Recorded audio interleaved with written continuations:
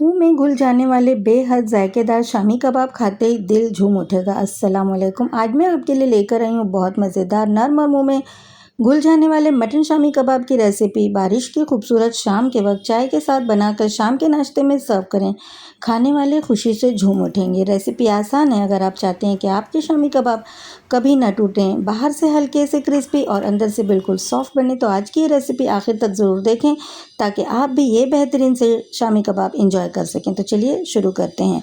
तो रेसिपी को बनाने के लिए एक बेहतरीन सा मसाला बनाते हैं, जिसमें 2 टीस्पून अक्खा ज़ीरा, 1.5 टेबल स्पून धनिया अक्खा, 1 टीस्पून काली मिर्च, 4 लौंग, 3 छोटी इलायची, 2 बड़ी इलायची, बादियान का 1 फूल, 2 इंच का दालचीनी का टुकड़ा और 4 अदद तीखी वाली लाल मिर्च को यहाँ पे शामिल किया है। ट्रांसफ़र करते हैं एक मिक्सर के जार में और इसे पीस कर एक अच्छा सा पाउडर मसाला बना लेते हैं, जो किसी भी शामी कबाब को बहुत ज़्यादा टेस्टी बना देगा। तो चलिए अच्छी तरह से पीस लिया है और एक ये बेहतरीन सा खुशबूदार सा हमने शामी कबाब स्पेशल पाउडर मसाला बना के तैयार कर लिया है।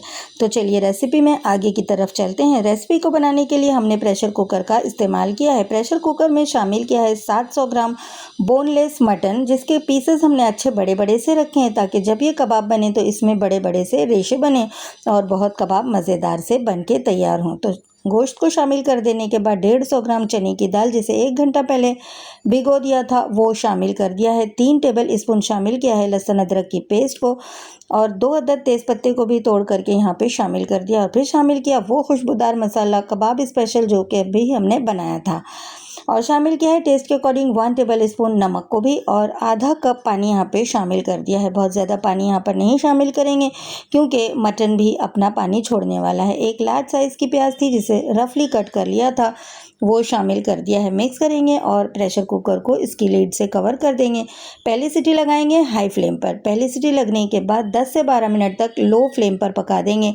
मटन है तो ये 10 से 12 मिनट में काफ़ी अच्छी तरह से पक जाएगा, दाल भी पक जाएगी और अगर आप बीफ में बना रहे हैं तो फिर 20 से 25 मिनट तक पकाइएगा। तो जब प्रेशर खुद से रिलीज़ हो जाएगा, इसके बाद हम प्रेशर कुकर की लीड को ओपन करेंगे। तो यहाँ देखिए मटन को और दालों को पक करके 12 मिनट का वक्त गुजर चुका, प्रेशर खुद से रिलीज़ हो गया तो हमने इसके ढक्कन को खोल दिया है और अब इस स्टेज पर फिर से एक मरतबा गैस की फ्लेम को ऑन करेंगे। हाई फ्लेम पर कुछ अगर पानी दिखाई देता है तो उसे सुखा लेंगे। पानी यहाँ पर बिल्कुल भी ना हो। ये एक टिप है कि जितना अच्छी तरह से आप इसे सुखा लेंगे, यहीं पर आपके कबाब उतनी ही आसानी से वो हैंडल होंगे, वो बिल्कुल भी नहीं टूटेंगे। तो ये देखिए ये एक साइन है कि सारा मटेरियल जो है वो बीच में इकट्ठा होने लगे। इस स्टेज तक के पानी को सुखा लेना है। चलिए पानी सूख चुका है, गैस की फ्लेम बंद करते हैं। इसे पंखे के नीचे रख के रूम टेम्परेचर पर लेकर आते हैं और इसे पीस लेंगे पल्स मोड पर, ताकि इसमें रेशे भी बरकरार रहें और जब ये कबाब खाएं तो खाने में बड़े ही मज़े के लगें। ये देखिए हमने इसे पल्स मोड पर पीस के तैयार कर लिया है और यहाँ पर आपको रेशे भी नज़र आ रहे हैं। तो यहाँ पर चलिए मटेरियल जो कुछ भी कबाब का हमने पीस लिया था निकाल लिया है एक बर्तन के अंदर और इसको और भी ज़्यादा मज़ीद जायकेदार बनाने के लिए यहाँ पर इस पीसे हुए मटन में कुछ और इंग्रेडिएंट्स हम शामिल कर रहे हैं। तो इसमें शामिल किया है इसको एक मज़ेदार सा चटपटा सा जायका देने के लिए 1 अदद लीमू का रस, 4 अदद तीखी वाली हरी मिर्च को हमने बारीक बारीक चॉप कर लिया था और बारीक कटा हुआ हरा धनिया है और पुदीना है।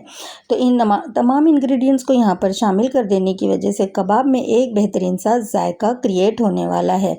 और एक लार्ज साइज़ की प्याज थी और एक मीडियम साइज़ की प्याज थी जिसे हमने ग्रेट कर लिया था, पानी निचोड़ के निकाल लिया था, वो प्याज शामिल की है कबाब में अच्छी बाइंडिंग के लिए कि कबाब हम जब हैंडल करें तो वो कभी भी न टूटें। इसके लिए 2 अदद अंडा भी शामिल किया है। कबाब में खूबसूरत सा लुक दिखाने के लिए हमने शामिल किया है 1 टीस्पून कूटी हुई लाल मिर्च। जब ये कबाब फ्राई होते हैं तो जब कुटी हुई लाल मिर्च दिखाई देती है, बहुत ही खूबसूरत से कबाब नज़र आते हैं।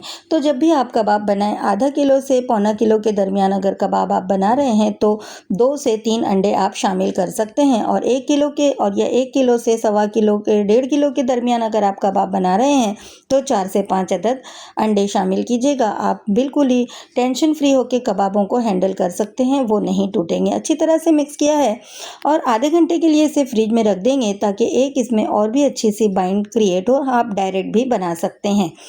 थोड़ा सा आधे घंटे के लिए कवर करके इसे फ्रिज में रख देने से ये बहुत ही आसानी से हैंडल हो सकते हैं। तो चलिए हमने फ्रिज में आधे घंटे के लिए रखा और अब यहाँ पर हम कबाबों को शेप देने लगे। हम मीडियम साइज़ से थोड़े लार्ज साइज़ के कबाब बना रहे हैं। तो हमारे यहाँ पर कुछ 33 कबाब हमने यहाँ पे बना लिए थे इतने मिक्सचर के अंदर, और काफ़ी अच्छे साइज़ के भी हमने कबाब बना लिए थे।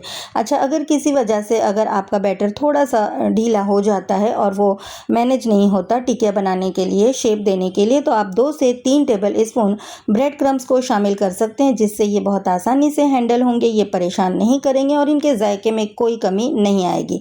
तो और इस स्टेज पर आप इसे बना करके फ्रीज़र में स्टोर कर लें और अगले 1 महीने तक आप इंजॉय कर सकते हैं। तो चलिए अब हम शामी कबाब को फ्राई करने लगे हैं। पैन में मीडियम तेल को गर्म किया है और मीडियम टू हाई फ्लेम पर हमने कबाबों को फ्राई करना है। 3-3, 4-4 मिनट ईच साइड पर हमने अलट पलट करते हुए खूबसूरत सा गोल्डन कलर दिखाई देने तक हमने कबाबों को फ्राई कर लेना है। तो ये देखा आपने कि कबाब को बनाना कितना ज़्यादा आसान है। खूबसूरत से गोल्डन मार्क्स यहाँ पर दिखाई देने लगे हैं और ये कबाब जिस वक्त फ्राई होते हैं बेहतरीन सी खुशबू इसमें से रिलीज़ होने लगती है। ये देखिए दोनों ही साइड पर गोल्डन मार्क दिखाई देने लगे हैं। तो हमने तेल को हटा हटा के बाहर निकाल लिया है कबाबों को, और इसी तरह से जितने कबाब आप फ्राई करना चाहते हैं इस वक्त फ्राई कर लें और जितने चाहें बाद के लिए स्टोर भी करके रख सकते हैं।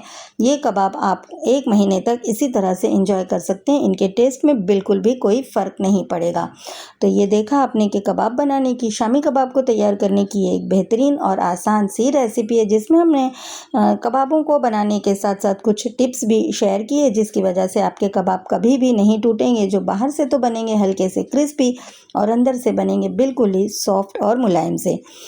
तो उम्मीद करती हूँ कि ये इस तरह से शामी कबाब को तैयार करने की ये बेहतरीन और आसान सी रेसिपी आप लोगों को अच्छी लगी होगी। रेसिपी अच्छी लगती है तो मेरी रिक्वेस्ट है आप लोगों से कि अपने दोस्तों और फैमिली फ्रेंड्स में शेयर कर दें वीडियो को, और आपसे मेरी रिक्वेस्ट है कि प्लीज़ चैनल को सब्सक्राइब भी कर दें। ये देखिए ये गुड लुकिंग बेहतरीन से मज़ेदार से जायकेदार ये शामी कबाब हमने यहाँ पर सर्व कर दिए हैं।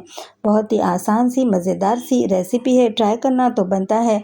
बारिश के दिनों में इन कबाबों को बना के एंजॉय करें, शाम की चाय के साथ बनाएं, मेहमानों के लिए दावत पर एज अ स्टार्टर भी बना के सर्व कर सकते हैं, या अपने रोज़ाना के खाने में भी इसे बना के आप एंजॉय कर सकते हैं। ये देखिए ये कितने ज़्यादा सॉफ्ट से हैं अंदर से और बाहर से हल्के हल्के से क्रिस्पी हैं। बहुत ही मज़ेदार और रेशेदार शामी कबाब की ये आसान सी रेसिपी है, ट्राई करना तो बनता है, ज़रूर ट्राई करें और इसके टेस्ट को एंजॉय करें।